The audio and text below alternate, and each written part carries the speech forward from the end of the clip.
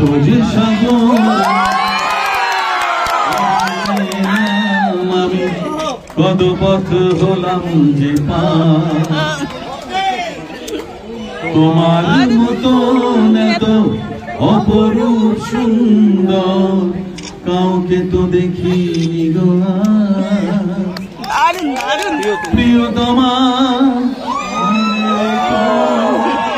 অনুপমা মনে রেখো। আরে বনগাইগাঁও তো আমি সবসময় আসামকে ভালোবাসি, সবসময় আমার আসামে আসতে ভালো লাগে। আমি কামরূপ কামাখ্যা দেবীর দর্শন করে গেছি বহুবার, দুবার দর্শন করেছি ওনার। আর আজকে এখানে এসেছি আমি বিকজ অফ সরকারদা।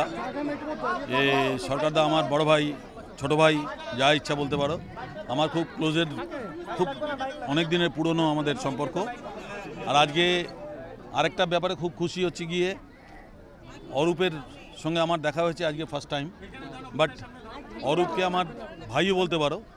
আমি অরূপের নাম অনেক আগে থেকে শুনেছি, কিন্তু আজকে অরূপের সঙ্গে অরূপের বাড়িতেও গেছি আমি। অরূপকে দেখে আমার খুব ভালো লেগেছে একটা কারণে, যে এরকম ইয়াং ছেলেরা, ইয়াং নেতারা আসার দরকার আছে যে কোনো পার্টিতেই। এবং অরূপ খুব ভালো কাজ করে, অরূপ ভালো কাজ করবে, এটাও আমি জানি খুব ভালো কাজ করবে। কেন ইয়াং ছেলেদের আসা দরকার আছে, ইয়াং ছেলেদের চিন্তাধারাটা একটু অন্যরকম হয়। আমি যার জন্য অরূপকে অনেক অনেক বধাই দিয়েছি। অরূপকে বলেছি যে তুমি জনতার জন্য কাজ করো, আর আরও করবে। আর ও আমাকে কথা দিয়েছে যে এখানে অনেক কাজ করবে। আর আমিও কথা দিয়েছি যে তোমার কাজের জন্য আমি এখানে সবসময় তোমার পেছনে আছি। হ্যাঁ, আর তো কোথাও এখানে যাবো, গুয়াহাটি যাবো লাস্ট। গুয়াহাটি গিয়ে গুয়াহাটি থেকে ক্যালকাটা ফিরে যাব। হ্যাঁ, না আমাকে ডাকেনি ওরা। আমাকে যেখানে ডাকবে সেখানেই আমি যাবো না। হ্যাঁ হ্যাঁ, একটু আশায় ছিলাম যে হয়তো আমাকে ডাকবে। তো যাই হোক, ওরা ডাকেনি, কোনো ব্যাপার না। রামজির ইচ্ছা ছিল না হয়তো, সেই জন্য হয়নি। আমি অন্য কারুর ডাকাডাকির জন্য তো আমি ওয়েট করেছিলাম না। রামজি যেদিন ডাকবে সেদিনকে ঠিক আমাকে চলে যেতেই হবে।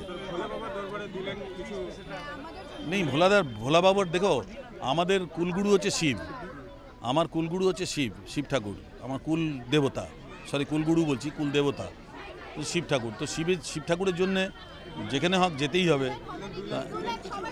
আমি কি শিবের জন্য তো কোনো গান গাইনি। হ্যাঁ, আর ভক্তিগীতি, দেখো ভক্তিগীতি আমার এখন তুমি জানো ভালো করে যে আমার ভক্তিগীতি খুব একটা নেই। শ্যামা সঙ্গীত তো গেয়ে লাভ নেই। কেন শিবের এখানে এসেছি, শ্যামা সঙ্গীত গাওয়ার কোনো মানে হয় না। একটাই কথা বলতে পারি, ওম নমঃ শিবায়, ওম নমঃ শিবায়, ওম নমঃ শিবায়, ওম নমঃ শিবায়। ঠিক আছে।